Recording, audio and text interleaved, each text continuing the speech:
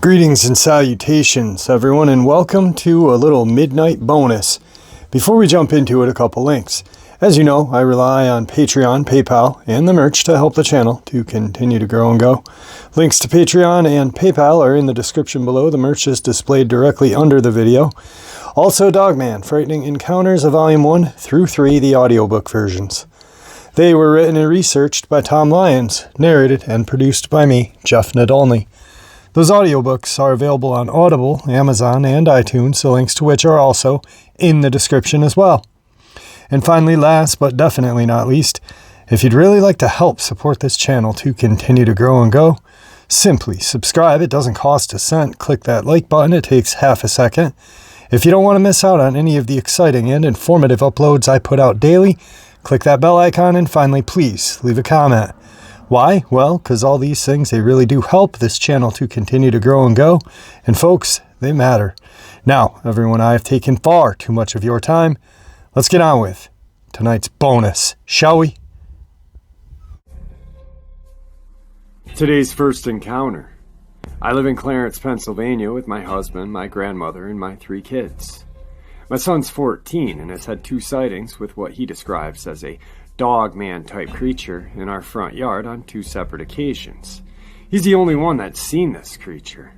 The first sighting was on September 27, 2015. It was about 7:30 in the morning. He had just woken up and looked out his bedroom window. It was damp because of the dew on his window. He could also see 2 paw prints on his window. He said they looked like dog prints, but a lot bigger. You could also see where the animal had placed its snout against the window because you could see drip marks from its snout running down the window, as if it was standing there looking inside the window with its face pressed against it. He sees this blur of movement as he's looking out. It was gray and white in color. The creature had a wolf-shaped head and legs that looked like a dog. The creature jumped over our farm tractor and turned at the same time in midair and then ran off into the woods. His second sighting was on February 22nd, during a full moon. In the middle of the night, he heard growling outside his bedroom window, near our wood pile in the driveway. He says it growled on and off for about 15 minutes or so. He finally got up the nerve to look out his window and saw the creature standing in our front yard by our strawberry patch. He says it was standing upright and looking out towards the woods. It had the same body type as the first creature. He couldn't really see what color the creature was, but he said it stood between 7 to 8 feet tall. He described the creature as being completely covered in fur, and the first creature was white and gray. The second creature, he really couldn't tell what color because it was too dark. He said the first creature had a wolf-like head with pointed ears and a long snout. The second creature, he never got to see the face because it kept its back to him the whole time. He said that it had long arms that were very muscular. Its back legs looked very muscular as well. He said he couldn't see any skin at all. The creature were completely covered in fur. My son said he wasn't scared the first time he saw it, but the second time he saw the creature, he was really afraid. He says the second creature quit growling once he opened the curtain and looked out the window as if the creature knew it was being watched. It never turned to look at him, though. My son and grandmother said they also seen a Sasquatch in the woods. He has seen it once about 3 or 4 years ago. My grandmother has also seen it once, roughly 3 or 4 years ago as well. Both sightings were during the day. My son said he saw it when it was over by our burn pit, walking into the woods. He estimated its height to be about 7 to 8 feet tall. My grandmother saw it up in the woods, sitting on a tree stump. It was looking over at my dad's house. My dad was outside working in his yard making noise. She said it sat there for a good 10 minutes or so until my dad quit making noise. She said it then got up and slowly walked up to the old mine shaft out here in the woods. She estimates the creature's height to be about 9 feet tall. The creature was very muscular with large, broad shoulders. She said it had skin on its face, what she could see. The rest of the body was completely covered in this brownish-green-colored fur, almost the color of moss. It had a light brown-colored face. She said it was almost human-like. She said it was pretty sure it was a male. She couldn't see any breasts. She says it was very intently watching what my dad was doing next door on his property. She also stated that she wasn't afraid of it. She feels that it was just interested in what my dad was doing. Years and years ago, our other grandmother and great-grandmother lived on this property in an old farmhouse. They've both passed now. They both have seen Sasquatch many times up here in the woods. My grandmother used to leave eggs out for it, and it would leave apples and berries in return. It would also leave her different leaves as well. Today's second encounter. This is a second-hand account from my dad, who has since passed. I was in my teens when I first heard it, which was about 18 years ago. In 1984, my family lived in a house that was located on River Road, along the Raystown branch of Juanita River near Huntington, Pennsylvania. One early evening during the summer of '84, he said he was driving on River Road towards Route 22. The river was on his right side, and it was still light outside. He noticed movement along the near bank. Thinking that it might have been a fisherman, he slowed his car down to get a better look, when this creature stood up on 2 legs. It was not a fisherman, but what he called a walking wolf. The creature looked at my father for a second, then quickly walked into the river. He believes it either walked or swam to the far bank, but he saw it pull itself out of the water and run into the woods on 2 legs. He described it as being at least 7 feet tall, with sparse brown and gray hair on its body, and legs and arms that looked like those of a well-developed human male. It had hands with claws and large, long feet. The head was that of a wolf with a heavy mane of hair. It bared its teeth, which resembled those of a dog or a wolf. He said it didn't look like the movie Wolfman, but it looked more like an actual wolf walking on 2 legs. Today's third encounter. This is an encounter my mom had a while back in the process of moving to Waymart, Pennsylvania in Wayne County.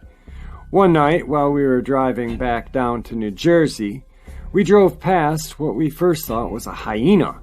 It was on all 4s. It looked like it weighed about 200 to 300 pounds. It had rather long brown or black fur, especially around its shoulders, where it stood up a couple of inches from its body. And it had a sloping back, and it was on the opposite side of the road, walking towards us. Now, we only caught a glimpse of it, and we were driving on Route 6 in Pike County, traveling around 55 miles an hour, so it wasn't like we had a lot of time to study it, but it really freaked my mother out. I'm much more skeptical, so I wrote it off as a black bear with some sort of birth defect or deformity. But after hearing some Dogman encounters and canine cryptid encounters, this kind of got me thinking. Today's fourth and final encounter. I used to live in a small city by the sea which bordered into the countryside. My house was near the countryside, which had a large patch of thick woods. Usually I'd go out with my friends. Now, please keep in mind, I was in my teenage years then. And one day we decided to venture out into the woods to make a den. When out there, my friends told me of people going out late at night and seeing things, which I just shrugged off as a ghost story. We reached a patch of open land, which we decided to build our den at. I went into the woods to get some large fallen branches to build with, and I noticed there was a jar of ashes amongst the trees and bushes. Obviously freaked out, I turned to go back to my friends, when I noticed large scratch marks on the tree, which they were too big to be a cat and didn't look like they were made by a knife. I went back to my friends, and since it was getting dark at this point, we were freaked out. We decided to go home. We started walking back through the trees to find our way back. We got separated since we had to go different ways to go home. I was on the edge the whole way, and once I almost got to the edge of the woods, I saw something big dash through the trees extremely fast. It kind of looked like a bear, but it was running on two legs and very quickly. I heard the branches and leaves snap. At this point, I was too scared to stick around and ran home. I'm not sure what it was to this day, but I know I won't go out into the woods to this day. Wow, some really amazing encounters. And now, on to tonight's subscriber submitted Video is from a subscriber who has had a couple of very strange encounters. His grandfather worked for the United States. He worked in the Pentagon, lived in California after retirement, and this subscriber had seen a Dogman behind his grandfather's house one day. He also was on a reservation at a powwow and believes that he saw a skinwalker or possibly a Dogman. Very interesting video clip, and it's about an 8-minute video. So he went camping with his wife, set up some video cameras. Ironically enough, when they rolled into the camp, the forest ranger was like, "Oh, what you got there? Cameras?" And he said, or his wife said, "Yeah, my husband is looking for proof of Dogman." That set off the whistles, and the next thing you know, some federal park rangers came down into the park, drove around the park, looking at him and his campsite and stuff like that. But what he did was he set up some cameras and he caught, I believe there are 2 dogmen in the video clip that you are going to see. But you guys make that decision for yourself. Check it out.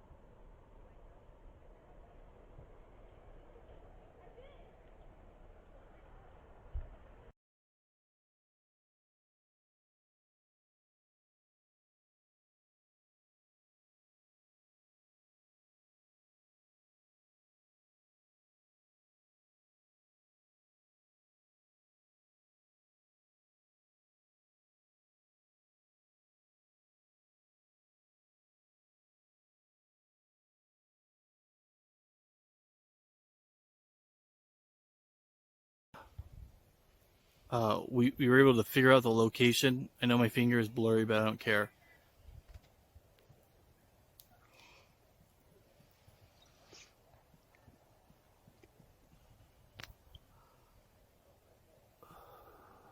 Excuse the finger. But what's most important is this tree that's going at an angle. This is that angled tree that was in the photo. So I'm going to show you. It's quite a ways up there. Moving. Perfect. This is where it was. This is where the thing was. So I did some, my wife took some photos of me up there. Now I'm 205 pounds, 5'9".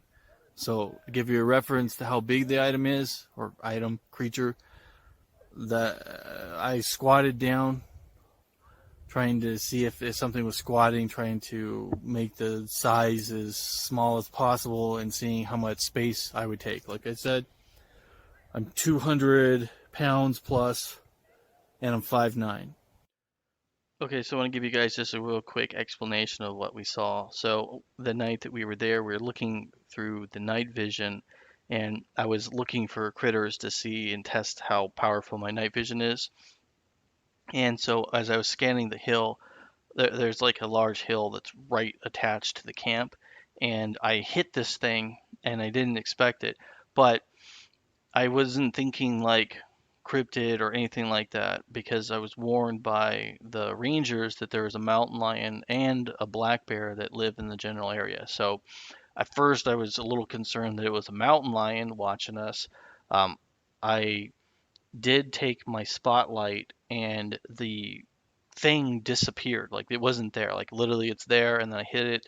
There's nothing. That was really weird to me. I then went to the spot where you can see me. I set up a trail cam, and the weird thing is, the trail cam got the laser was hitting some kind of movement and going off, pointed in that area, and it was there all night. I went and did this the next morning, and it got hits all night long, over and over again. I did use the um, device. It's a T21 for the trail camera, and then it's a G Thunder night vision is what we were using, and it did see it again in the same spot. But when I took the spotlight to it, it wasn't there. But the other thing that's kind of creepy is it was totally dead silent. Dead silent. You could hear a bird chirp or nothing. Like, and I don't know if that's normal for the area because it's heavily camped. It's not like a few campsites here and there. We're talking about 70 campsites altogether. So this is not like there's a lot of people. And so I thought maybe that's because of the animals are scared of the people. I don't know. The dogs are just absolutely going crazy all night for some reason, but that doesn't really mean anything. And then the other thing that's really weird is my wife made a joke to one of the rangers about how I was there with all this equipment to go hunting Dogman. And then after she told the ranger that, the feds showed up, and they were showed up in, I think it was 5 vehicles showed up within an hour or two of that joke, and they were watching us at the camp for a while, and they were driving around everywhere like they were looking for something. I don't know what they were doing, but the weird part is the other ranger that came back that was talking to my wife and her were talking. She said that she had no idea why the Rangers were there, and it was really unusual that they don't ever come down there. And she didn't know what was going on. It was kind of this weird awkwardness going on, but she didn't have like a ooh spooky awkward. It was just like somebody's in trouble or something. So it was kind of weird. And so I've been trying to get this information sent to Jeff, but every piece of equipment I have is malfunctioning and not functioning correctly. And so I had to do it this way. I had to actually spend 2 or 3 hours putting things on YouTube, uploading into my device. My OBS Studio wasn't working correctly, which is weird. My Microsoft Windows was failing. Like my phone won't transmit the images there. I was having problems with the trail cams getting them up in there. I mean, every piece of electronic equipment I have is like malfunctioning. All right, so if you don't see what I'm talking about, there is a stump on that hill, and it is not the clearest, but it's certainly pretty clear to me. I encourage you guys to rewatch it because there is something there. Trust me on that. All right, folks, I hope you all enjoyed tonight's midnight bonus as much as I enjoyed sharing it with you. Thank you so much for supporting this channel, guys. It really does just mean the world to me.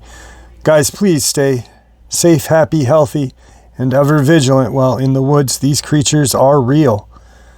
And with that, God bless.